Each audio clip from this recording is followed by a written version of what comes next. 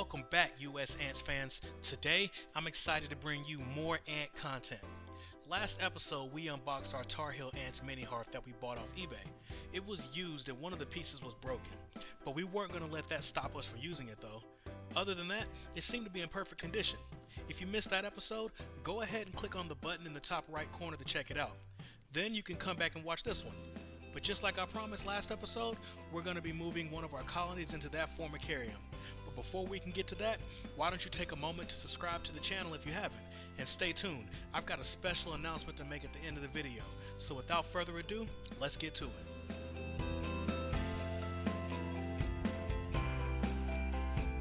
Picking up from last episode, we have this broken piece of tubing. Tar Heel Ants calls it a nestmate. It's supposed to hold water, but the mesh screen on the end is missing, so the water just falls out. No worries though, I have this Ants Canada adapter. I'm pretty sure I can get this to work as a go-between.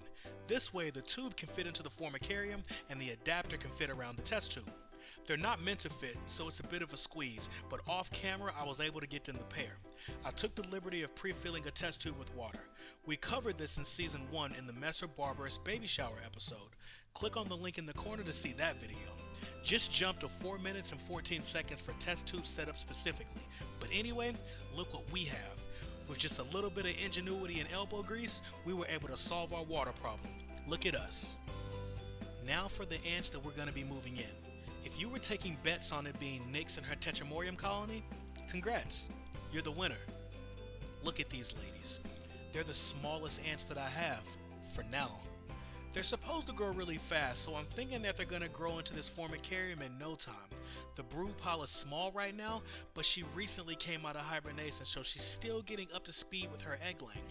I'd bet that within the next few weeks though, her brood pile will be quite impressive. Now I know some of you might be saying that it's still too early to move them, but I'm not a fan of feeding ants in the test tube. This may be a mistake on my end, but I hope not. It can be messy and they can escape when I remove the cotton ball. Giving them some sort of small outworld like what we did with our Messer and Camponotus colonies helps prevent escapees for a time. Eventually, they'll need to be moved into something bigger too, but that'll be something I can put a barrier on to help prevent wall climbing. I was able to move Nyx with a Q-tip, but the brood and some of the workers had to be dumped into the outworld. I didn't want to dump Nyx as she's very fragile and I didn't want to risk moving the eggs myself as I might crush them, but I think this was the best move in this situation. Now this is a new world for them. The workers had only ever known the test tube, so imagine their shock by being dropped into sand. Watch as they scurry around gathering up scattered eggs and larvae and place them in the corner around Nyx. The exploration of this new world has begun. What's that smell, they ask themselves. What new adventures await us here? Is it dangerous? Will there be food?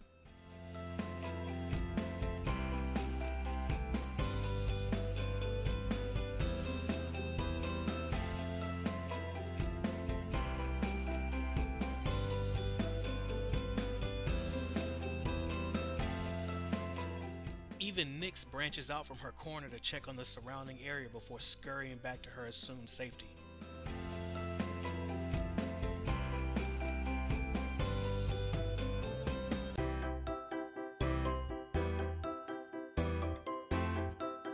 One of our curious explorers found a hole and came up eagerly to tell her sisters about the dark cave below.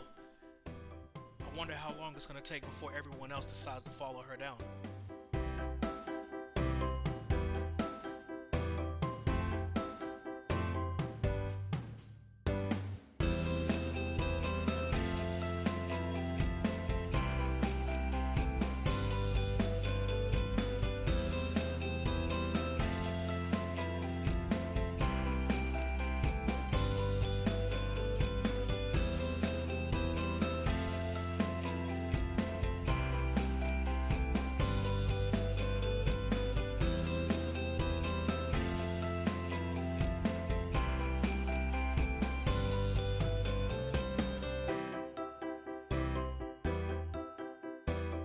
Like most queen ants, Nyx is not enjoying this at all. She is terrified and cannot wait for her daughters to guide her to somewhere dark and safe, because being out in the open in the wild can spell certain death, especially when you're a big juicy queen.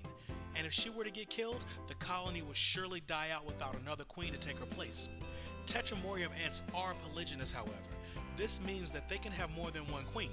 This usually happens in the founding stages where 2 or more queens will gather and start a colony together. I'm not sure if you can introduce a new queen once they've already gotten started, but it's my belief that the new queen will be killed on sight.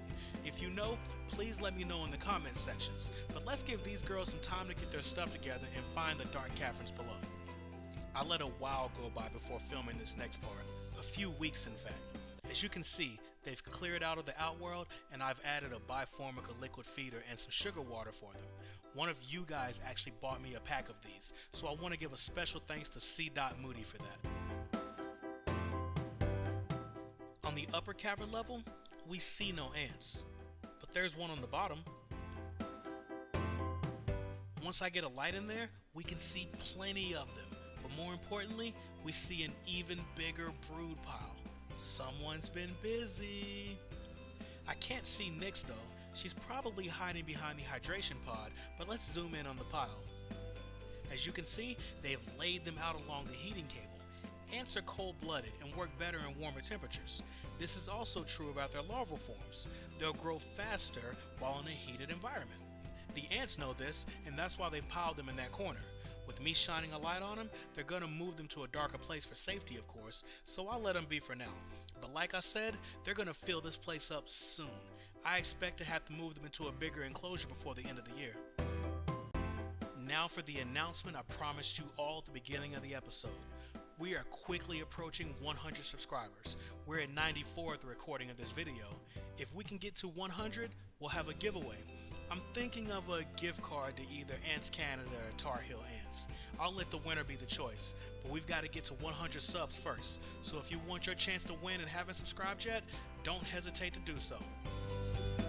Well, that's all I have for you today, USAnts fans. If you like what you saw today, go ahead and hit the like button.